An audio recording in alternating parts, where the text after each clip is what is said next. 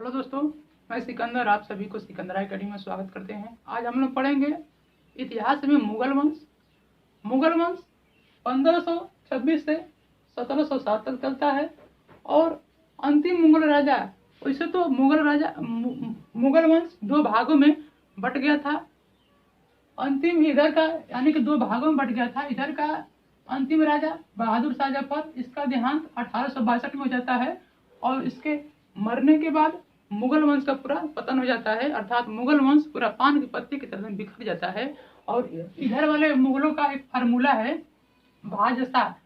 B का मतलब बाबर, यच का मतलब हुमायूं, ए का मतलब अकबर, जे का मतलब जहांगीर, यस का मतलब शाहजहां, ए मतलब औरंगजेब। थोड़ा सा हम लोग दिल्ली सल्तनत की तरफ नजर डालेंगे, क्योंकि कहानी समझेंगे वहीं से बाबर का जन्म होगा। कैसे होगा इसको समझिए, उसके बाद बाबर के बारे में पढ़ा जाएगा। तो बाबर के जन्म अभी नहीं होता है, इस कहानी को समझिए। दिल्ली सल्तनत पर एक तरफ नसीरुद्दीन मोहम्मद का शासनकाल था और तैमूर नाम का एक लंगड़ा व्यक्ति था, बहुत ताकतवर था। उसने दिल्ली को पर अटैक कर दिया और दिल्ली को ध्वस्त कर दिया। इधर यूनुस खान की पुत्री थी उतलुग निगार खानम।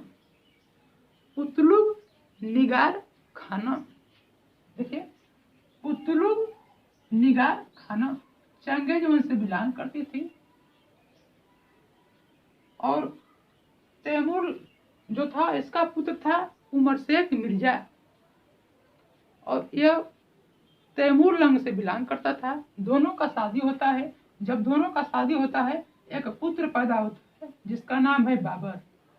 देखिए इधर उतलुग निगार खानम भी लड़ाकू खानदान की से थी और ये भी इधर तैमूर का जो पुत्र था उमर शेख मिर्जा, ये भी लड़ाकू खानदान का। दोनों लड़ाकू खानदान के होते हैं तो ऐसा होता है ना कहीं माता पिता का प्रभाव पुत्र पर पड़ता है, तो दोनों पर प्रभाव पड़ा, ये भी लड़ाकू बन गया।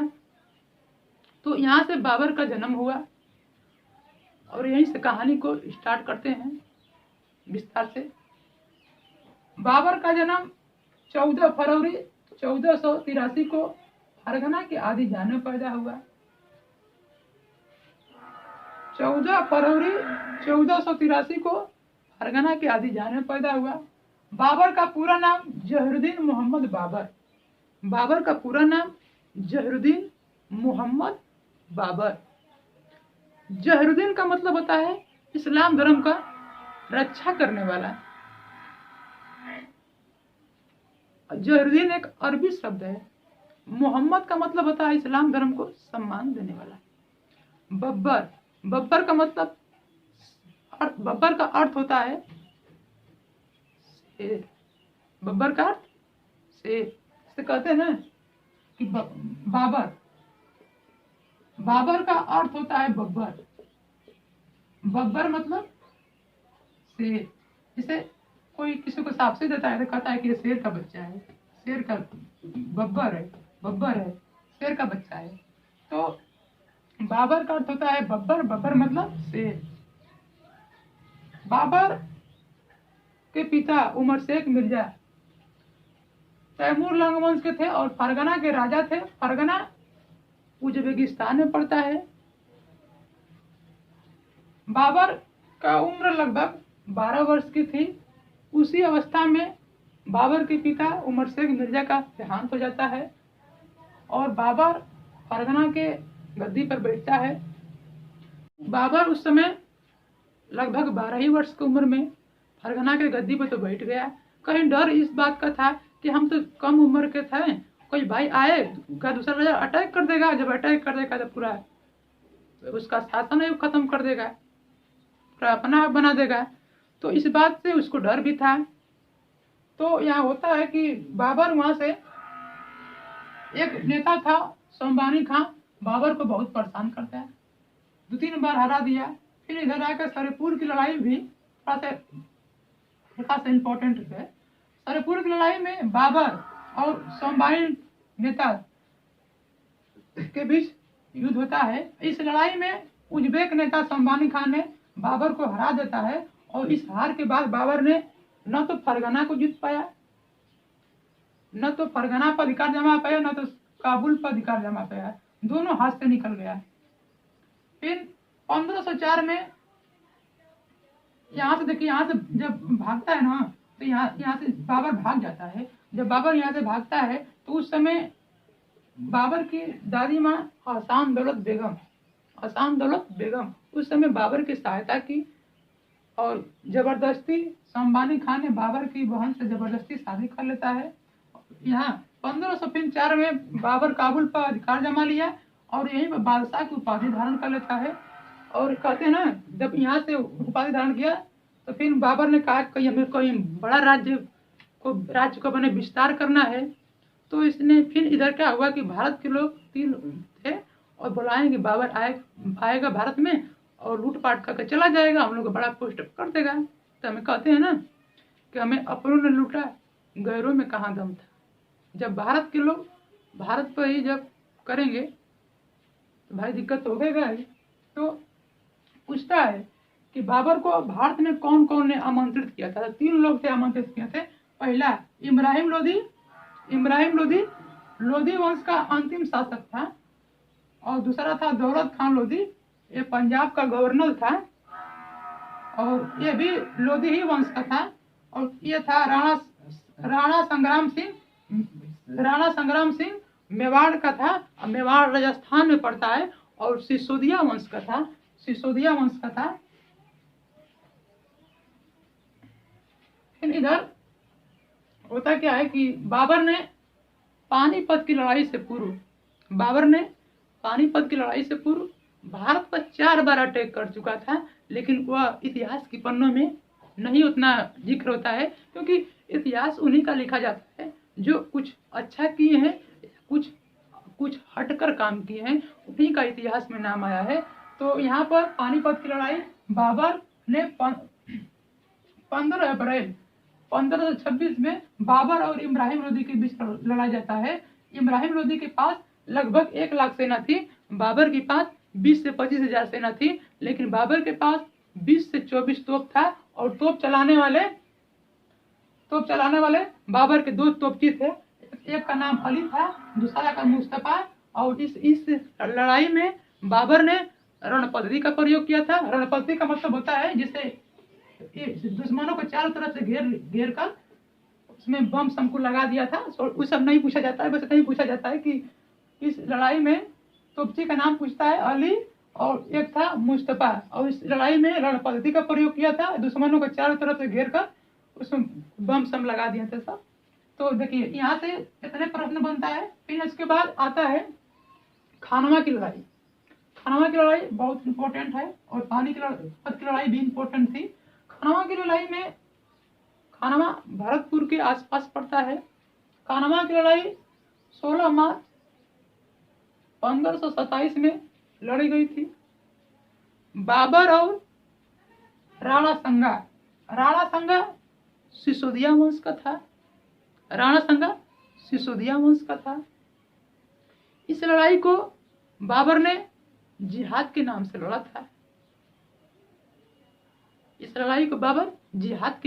था। और इसने जिहाद का नारा दिया था। और इस लड़ाई के बाद बाबर जीत जाता है इस लड़ाई में। और इस लड़ाई में बाबर शराब पर प्रतिबंध लगा देता है। शराब पर प्रतिबंध लगा दिया और यहीं पर गाजी का उपाधि धारण कर लिया। गाजी का मतलब होता है गैर मुसलमानों का सिर कलम करने वाला। गाजी का मतलब होता है। और यहाँ से फिर चलते हैं। फिर इसके बाद लड़ाई आती है चंदेरी की लड़ाई 20 जनवरी 1528 को लड़ी गई। चंदेरी एमपी में यानी कि मध्य प्रदेश में पड़ता है। और बाबर और मालवा के राजा मेदिनी राम, चंदेरी की लड़ाई बाबर और मालवा के राजा चंदेरी राम को ने हराया। मेदिनी राम ने बाबर मालवा का राजा मेदिनी राम को हरा देता है।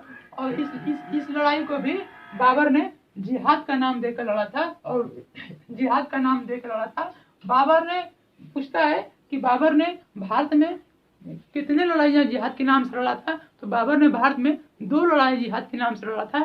पहली लड़ाई खानवा की लड़ाई, दूसरी लड़ाई चंदेरी की लड़ाई। ठीक, ये प्रश्न पूछता जाता है कि बाबर ने भारत पर लड़ाई जिहाद के नाम से कब लड़ी थी, 2 लड़ी थी, कौन कौन लड़ी थी। तो पहली लड़ाई का नाम है खानवा की लड़ाई, दूसरी का नाम चंदेरी की लड़ाई। प्रश्न बनेगा तो यहाँ से बन सकता है और बनता भी है। बाबर उसके बाद आते हैं, एक घाघरा की लड़ाई लड़ता है। घाघरा की लड़ाई 6 मई 1529 को लड़ा। इसमें बाबर और महमूद लोधी के बीच लड़ा गया। महमूद लोधी इस लड़ाई में हार जाता है, और यह लड़ाई नदी और सतलज, यानी कि नदी के लड़ा गया और सतलज पर लड़ा गया, नदी के किनारे लड़ा गया था। और इस लड़ाई में बाबर जीत जाता है।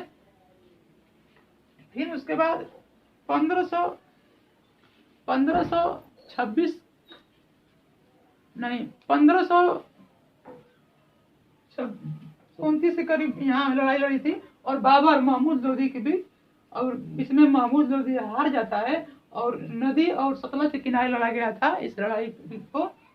इसके बाद आते हैं बाबर का। फिर इसके बाद 26 दिसंबर 1530 को बाबर की मृत्यु हो जाती है। और बाबर की मृत्यु आगरा में होती है, और आगरा के आराम बाग में इसका लाश को रखा जाता है। और उसके बाद बाबर का पुत्र हुमायूं ने काबुल पे इसका मकबरा बनवा दिया, और इसका मकबरा बनवा देता है। और पूछा जाता है कि बाबर का मृत्यु कब हुआ था, तो 26 दिसंबर 1530 को कहाँ हुआ था, काबुल में हुआ था, आगरा में हुआ था। और इसका मकबरा कहाँ है, काबुल में है। किसने बनवाया, तो हुमायूं ने बनवाया। बाबर ने अपनी आत्मकथा तुर्की भाषा में लिखा था। बाबर ने अपनी आत्मकथा तुर्की भाषा में लिखा था। और बाबर एक इनका सबका एक ट्रिक है इसका, कि बाबर देखो, पानीपत में पानी पिया, पानीपत में पानी पिया,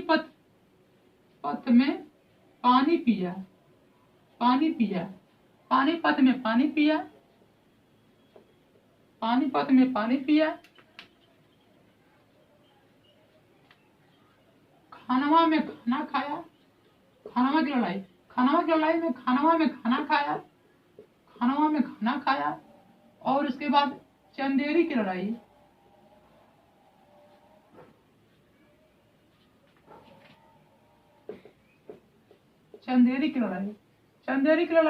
चंदेरी में चाय पिया। घाघरा की लड़ाई यानी घाघरा में घर गया, और आगरा में मर गया। तो इसकी ट्रिक है, पानीपत में पानी पिया, खानवा में खाना खाया, चंदेरी में चाय पिया, नहीं लिखे हैं, चंदेरी में चाय पिया, घाघरा में घर गया, आगरा में मर गया।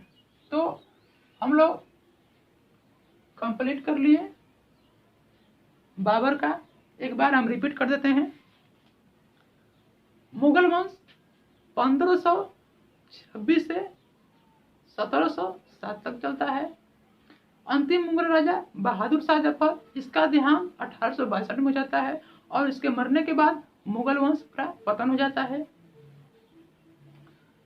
बाबर का जन्म 14 फरवरी 1483 को फरगना के आदिजान में पैदा हुआ था। बाबर के पिता उमर शेख मिर्जा तैमूर लंग वंश के थे। बाबर की माता पुतलुग निगार खानम चंगेज वंश से बिलोंग करती थी।